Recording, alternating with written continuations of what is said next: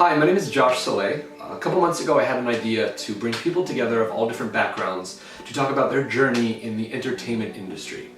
What my goal is to bring awareness to these performers of what they had to accept and go through in order to make it in this industry. So for those who don't feel heard, for those who feel that they don't feel supported, for those who feel they are in a rut, you're not alone. What you're about to see is some performers speak about their journey and what they've gone through. Just a bit about me, I am a host in the entertainment industry. I used to be an actor for about 8 to 9 years. I've gone through some stuff as a white, straight male, obviously not as much as others have.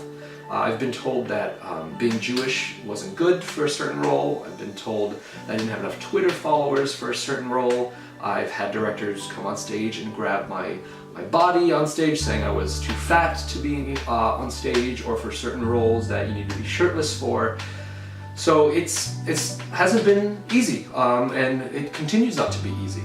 But that's what I hope this video can show you, is that yes, it's not easy, but there is still hope, and there is still light, and there is still a community that you can find and that you can hear. So I hope that those watching can feel supported and the light in the darkness, if you will. And so thank you so much for watching.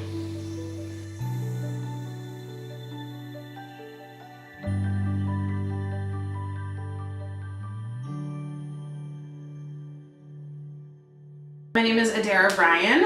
I have been performing since I was about 5 years old, professionally for about 10 years. My name is Eleanor Pearson. I'm an actor. I've been doing it for like a few months. I just graduated from college, where I got my BFA in acting. My name is Andy.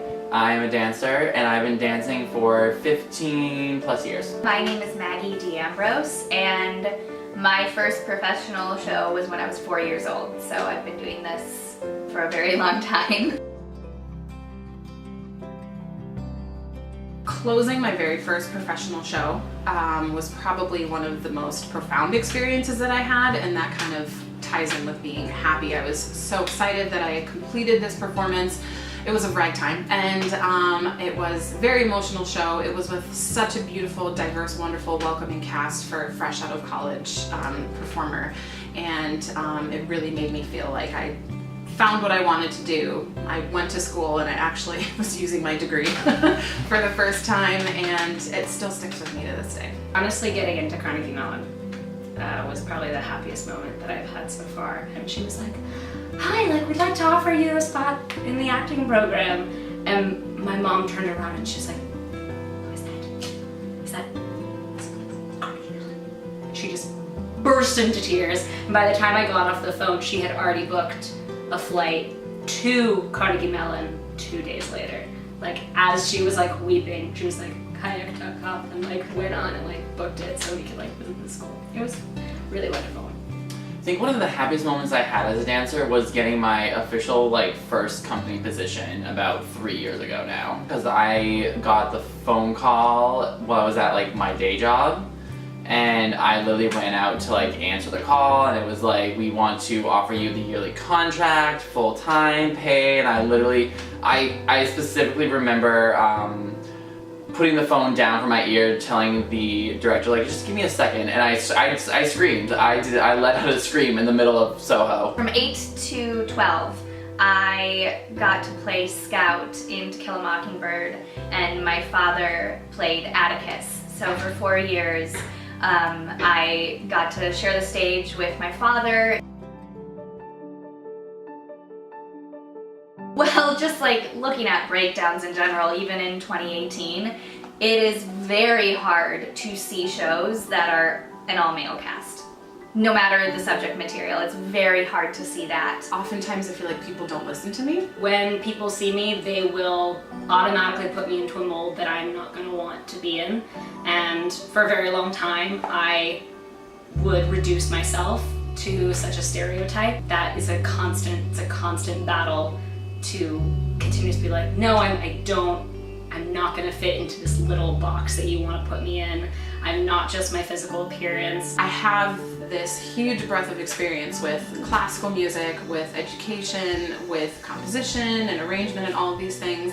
And I've experienced many times in rehearsals where I'm saying something that I know is right, especially regarding music and just even simple like measures and arrangement and chords and things like that. And I feel like they never listen, and they go to somebody else and I'm like, yep, told ya, I was right. That still to this day, character breakdowns are sexy, skinny, blonde, very attractive. The words that they use already put you in a box or take you out of the running. There has and will be for a very long time a consistent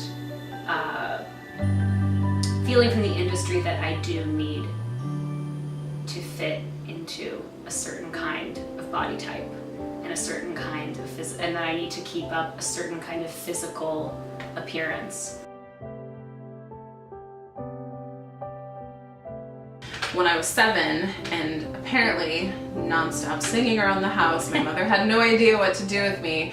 She saw an advertisement in the local paper for a kids chorus for the Porgy and Bess opera. My dad's half Jamaican, my mom is Irish and German, so I'm about 20-25% of African descent, and my mom was like, great, this is perfect, this will be a chance for my daughter to perform with other kids of color, other mixed race kids, and then also just around adults, and tell a story that she might be able to relate to. And I was 7 years old, and so we went into one audition line. As I guess they had two lines, one for the chorus for kids of color and one for kids who were not of color. And I went into one line and they said, oh hey, she's not white enough for this line, have her go over to the other line. And then they said, oh hey, she's not black enough for this line, have her go over to the other line. And they kept not knowing what to do with me. And I just remember going back and forth as a kid. I was all over my head. And eventually my mom said, hey, it turns out they have enough kids, they don't need to see anybody today, and took me home. And it wasn't until I was like maybe 16 or 17 that she told me the real story of what happened. And I feel like it's really representative of the Midwest where I'm from. People don't know what to do with me as an actor. I'm a female, I'm plus size, I'm a woman of color, but kind of not sure, am I Latina, am I black, I call it ethnically ambiguous. I was doing a theater performance of Pirates of Penzance in high school. And I was not out in high school, but I had a friend who was, and in my whole grade in high school there were only 2 out gay guys, and my friend was one of them. And I remember someone had, after a show, someone had bumped into him afterwards and purposely stepped on his glasses that fell on the ground, and he went to go pick them up, and then on the way out, they hit him with the door, and I just remember feeling just really, really angry, but also scared, because that was half the reason why I didn't come out in high school, because I didn't want that to happen to me either. I had to protect myself. I think people make the assumption that because I'm young and a female that I am naive, and because of the way I look that I am stupid.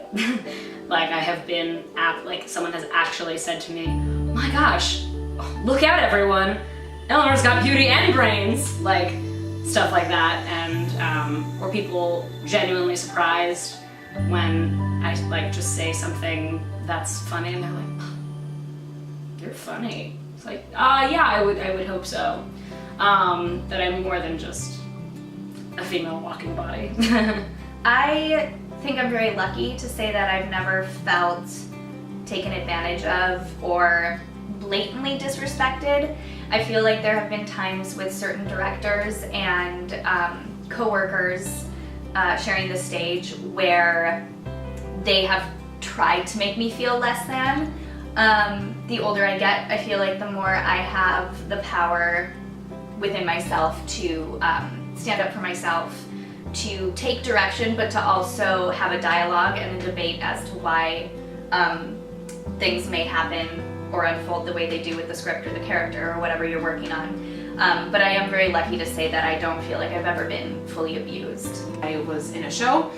I'm a non-union actor currently for stage, union actor for on camera, and not being a union actor for stage doesn't provide me a lot of the same protections as union actors does, and I majorly injured myself. I tore my ACL, I had to have knee surgery, I had to drop out of the show. I felt like the administration of this theater company was just so non-caring and just felt very disrespected at the end of it when I put in all of this energy, got injured, needed surgery, and then it was like they didn't even care.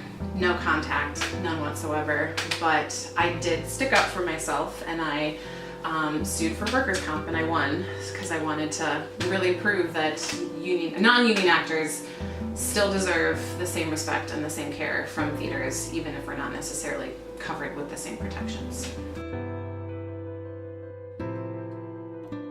Just don't let anyone else tell you what it is you can or can't do or exude. You have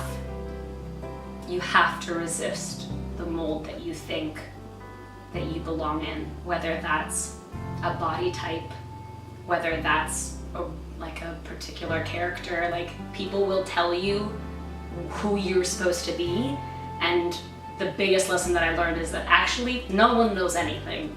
You know exactly the kinds of roles you're supposed to play and the kind of person that you're supposed to be.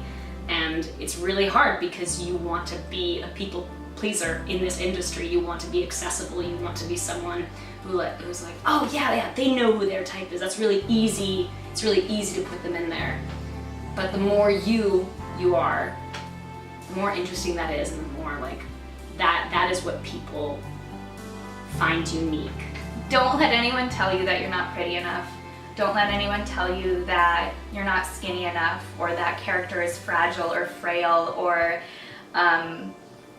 you're too grounded to play that, you're too flighty to play that. That's what this industry is about, is to challenge that. And if you ever feel uncomfortable in a room, whether it's a male or female in the room with you, you have every right to seize control and leave. You don't have to stay through the audition. You don't have to stay through the callback, the rehearsal process. If you don't feel comfortable, union or non-union, you have the right to say, this is making me uncomfortable, and to get up and leave. I would say for queens coming up, I mean, honestly, like, it's even more of a broader horizon, because you're not creating a mold around someone else. You're creating someone of yourself. It's a more of a creation of yourself that has been boxed up, and there's no rules as to how you can let your character be like perceived or characterized, or how they perform, how you make them look, how they dress. It's all you. Find other actors of color that you can discuss with and really kind of commiserate's not the right word, but really kind of form a community with, because those people will be the resources for you in terms of knowing which theater companies and production companies may or may not be the best to work for. They'll also be an ear to just say, hey, I feel really uncomfortable with XYZ, what do you think I should do? And don't be afraid to make your own work. You are always going to be changing.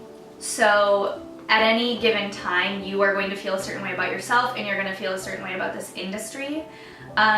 Take that in stride and know that where you are in your career and your life is where you need to be.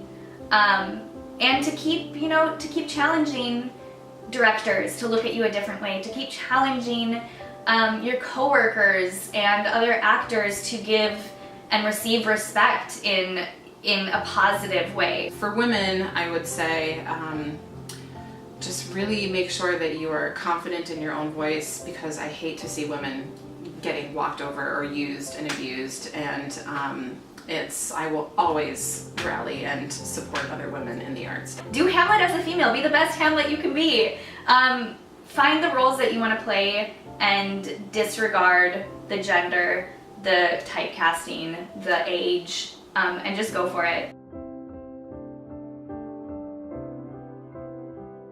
I continue to perform because I really can't see myself at the moment not doing it. Because there's still nothing like the feeling of being on stage. It is so magical to learn about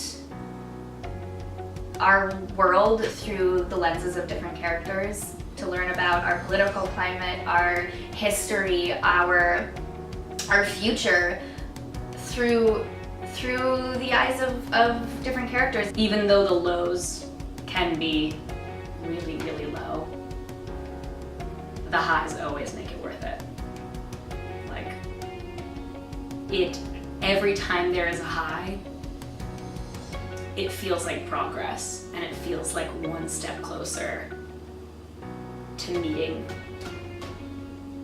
one more level. And it's amazing, and I love it.